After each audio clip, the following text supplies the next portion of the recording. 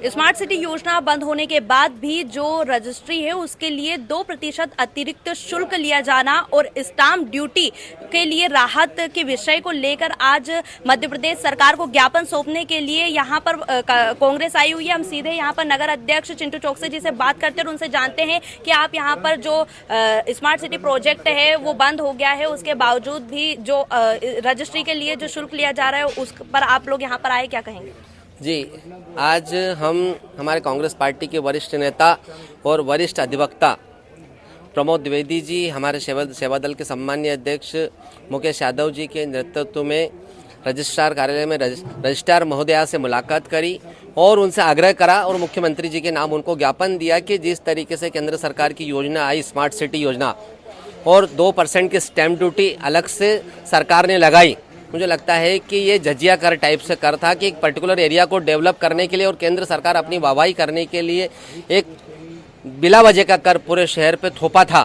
और जिस तरीके से स्मार्ट सिटी योजना में घटिया लेवल का निम्न स्तरीय काम हुआ वो भी सोचने योग्य है कि उसको स्मार्ट कैसे बोलेंगे, वो पूरे इंदौर ने देखा। अब चूंकि स्मार्ट सिटी योजना बंद हो चुकी है इसलिए ये जो 2% स्टैम्प ड्यूटी में अलग से पैसा लगता है उसको बंद किया जाए। खासकर महिलाओं को जो छूट मिलती है उसके दायरा को और बढ़ाना चाहिए और विशेषकर हमारे जो भूतपूर्व सैनिक है, सीनियर सिटीजन है, विकलांग है, इनको भी स्टैम्प ड्यूटी में अलग से छूट मिलना चाहिए। और चूंकि इंदौर में पूरे इंदौर में अलग अलग श्रेणी के लोग रहते हैं, उच्च स्तरीय लोग हैं, मध्यम वर्गीय है, निम्न स्तर के लोग हैं, गरीब वर्ग लोग हैं, तो इस प्रकार जहाँ जहाँ जैसी एरिया है, जैसी बस्तियाँ हैं, तो बस्तियों की गाइडलाइन अलग से पृथक से जारी करना चाहिए और उनको स्टैम्प ड्यूटी में भी छूट मिलना चाहिए। ये कांग्रेस पार्टी की मांग है, आज सांकेतिक मांग है। अगर ये हमारी मांग को आगे नहीं बढ़ाया गया और उचित एक्शन नहीं होगी तो कांग्रेस पार्टी मजबूत फोरम पे इस बात को रखेगी। भैया, आज आपने यहाँ पर ज्ञापन दिया है, क्या मांगे रख के ज्ञापन दिया गया है? जी, आज एक शहर के बहुत ही और शहर के नहीं, हम मान लो कि पूरे प्रदेश के एक ही बहुत गंभीर विषय में हमारे पार्टी के वरिष्ठ नेता और वरिष्ठ अधिवक्ता मेरे बड़े भाई प्रमोद द्विवेदी जी के नेतृत्व में हम ये पंजक महोदया से आज मुलाकात करी और गंभीर विषय पे चर्चा करी। इस विषय था सबसे पहला कि जब स्मार्ट सिटी योजना केंद्र सरकार लाई और उस पर बिला वजह 2% की स्टैम्प ड्यूटी पर्टिकुलर एरिया को डेवलप करने के लिए, सजाने के लिए आपने पूरे शहर भर पे या पूरे ज़िले भर पे आपने बोझा डाल दिया स्टैम्प ड्यूटी का 2% का। कांग्रेस पार्टी उसका ताकत से विरोध करती है। साथ ही साथ में जिस तरह से केंद्र सरकार की योजना आई वो स्मार्ट सिटी योजना पे धब्बा है। जिस तरीके से राजवाड़ा और आसपास के क्षेत्रों में घटिया लेवल का काम हुआ, स्मार्ट कहने से भी डर लगता है कि वो कैसे स्मार्ट हो सकता है। पैसे का मुझे लगता संसाधनों का दुरुपयोग हुआ है, तो वो योजना जो 2% स्टैम्प ड्यूटी लगती है वो तुरंत बंद की जाना चाहिए। जो महिलाओं को स्टैम्प ड्यूटी में छूट मिलती है उसको छूट को और बढ़ाना चाहिए और खासकर भूतपूर्व सैनिक है या हैंडीकैप्ड है, इन लोगों को भी स्टैम्प ड्यूटी में छूट मिलना चाहिए। इसी के साथ साथ पूरे शहर में अलग अलग प्रकार के लोग रहते हैं, कई बहुत उच्च वर्ग के, मध्यम वर्ग के, निम्न वर्ग के लोग हैं। तो जहाँ जिस श्रेणी में आता है, खासकर गंदी बस्तियों की बात करें, गरीब बस्तियों की बात करें, तो गरीब बस्तियों को लोगों को भी आज हम हमारे प्रदेश सदन के अध्यक्ष जीतू पटवारी जी के निर्देश अनुसार उनको हम निवेदन करते हैं, आग्रह करते हैं मुख्यमंत्री जी से कि गरीब बस्तियों का अलग से कोई प्लान बने और उनको स्टैम्प ड्यूटी में छूट मिलना चाहिए, ताकि एक समानता का भाव रहे कि जिस वर्ग से जितना पैसा हमको स्टैम्प ड्यूटी में लेना है उतने हम ले रहे हैं। वरिष्ठ वक्ता प्रमोद द्विवेदी जी मौजूद है, हम उनसे सीधे बातचीत करते हैं और उनसे जानते हैं कि जो रजिस्ट्री है उसको लेकर 2% अतिरिक्त शुल्क लिया जा रहा है। स्टाम्प ड्यूटी में भी आपने राहत की बात कही है, महिलाओं के लिए भी जो रजिस्ट्री में छूट है उस नियम को भी बदलाव के लिए आपने बात कही है। क्या है पूरा मामला, आप हमें बताइए। स्मार्ट सिटी योजना 2016 में लागू की गई। पूरे देश में 100 शहर चुने गए, मध्य प्रदेश में 7, 17 नगर निगम, 94 से अधिक नगर पालिका और 286 से अधिक नगर पंचायत, इन सारे क्षेत्रों के करोड़ों लोग 2% कर दे रहे हैं स्मार्ट सिटी में। जब आप रजिस्ट्री कराने जाते हैं तो नगर निगम का 1% का दायरा 2-3% में बदल जाता है। जब स्मार्ट सिटी योजना आपने 2025 में ख़त्म कर दी केंद्र सरकार ने, तो जब नया आप यहाँ पर निर्माण करने वाले ही नहीं है तो कर क्यों ले रहे हैं? ये अतिरिक्त कर समाप्त कर दीजिए। इसी प्रकार से केवल महिला ही खरीदेगी संपत्ति, तब छूट मिलेगी। तो उसकी हिस्सेदारी पर छूट करिए। और अगर वो उद्योगपति है, कंपनी डायरेक्टर है, उद्योग धंधे चला रही है, भागीदार है, बिल्डर है, फर्म है और उसके नेतृत्व करता हुआ अकेली है, तो उसको छूट दीजिए।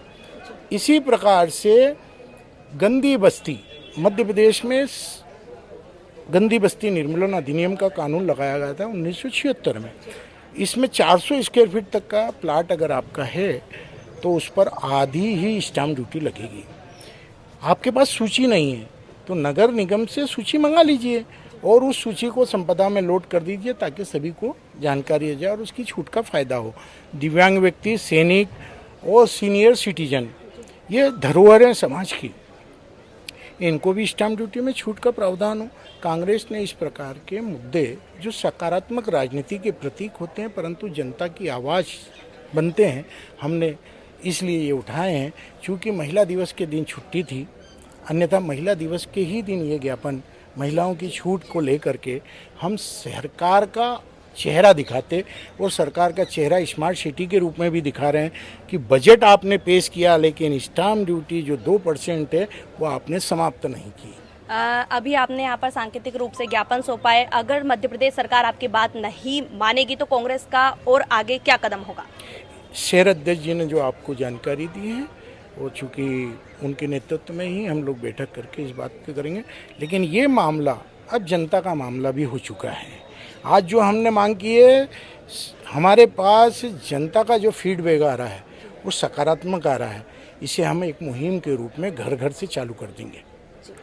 स्मार्ट सिटी योजना पे के कारण जो 2% की स्टाम्प ड्यूटी लगती थी, पहली बात तो ये कि स्मार्ट सिटी योजना पूरे देश में फेल हो गई और इंदौर में भी किस तरीके से काम वो सब जानते थे। इस तरह की योजना आने वाले समय में जब लाएं तो उसको गुणवत्ता के साथ लाएं, को डेवलप करने के लिए शुल्क लिया ही नहीं जाए।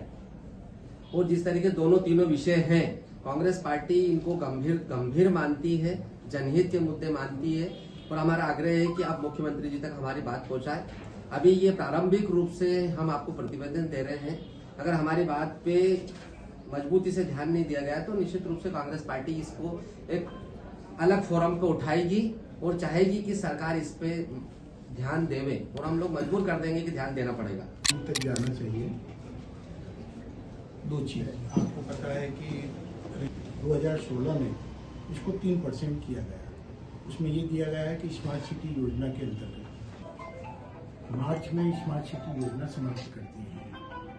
अब कंपनी है उसको जो लागत लगा रही है केंद्र सरकार, उसके एवज में बड़ी बड़ी जगह जमीनें देगी, उस पर वो निर्माण करे और अपना बेचे, लाभ प्राप्त करे, वो पैसा उसमें लागत के रूप में लगाए। तो हम पर 2% अतिरिक्त कर क्यों? तो क्या महिला अकेले ही खरीदेगी? वो अपने पति के साथ नहीं खरीद सकती, अपने बेटे के साथ नहीं खरीद सकती, अपने भाई के साथ नहीं खरीद सकती, परिवार के साथ नहीं खरीद सकती? या वो उद्योगपति है, उसके 2% का क्या वो छूट देते ही नहीं, हम प्रावधान ही नहीं है। फलस्वरूप अगर मैं कोई डॉक्यूमेंट दे रहा हूँ और मैंने लिख दिया कि गंदी, कुछ ज्ञापन दिए गए हैं, क्या कांग्रेस के नेता के द्वारा कुछ ज्ञापन दिया गया है? इंदौर शहर कांग्रेस कमेटी द्वारा स्मार्ट सिटी योजना में जो अतिरिक्त 2% स्टाम्प ड्यूटी ली जा रही है उसकी छूट के लिए, और इसके अलावा महिलाओं को, सिर्फ महिला की खरीदी में नहीं, अगर महिला उसके पति, भाई या पिता के साथ भी खरीदती है तो उसमें उसे रजिस्ट्रेशन ड्यूटी में छूट मिले, इसके लिए ज्ञापन दिया है।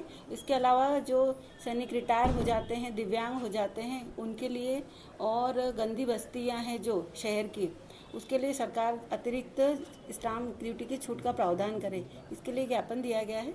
हम इसको शासन में पहुंचा देंगे और कोशिश करेंगे ये लागू हो जाए। मंजुलता पटेल, वरिष्ठ जिला पंजीयक इंदौर। तो जैसा कि आपने देखा, हमने कांग्रेस जनों से बातचीत की है। वो आज यहाँ पर जो ज्ञापन है वो सांकेतिक रूप से सौंपने के लिए आए थे।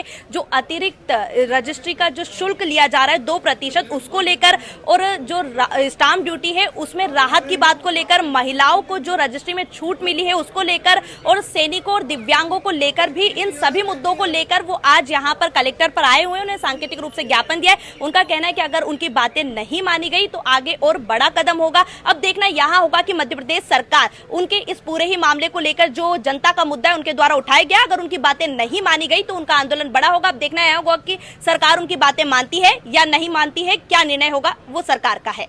मेरे सहयोगी धीरज के साथ इंदौर से राजू टाइम्स के लिए मैं आशीष सिंह।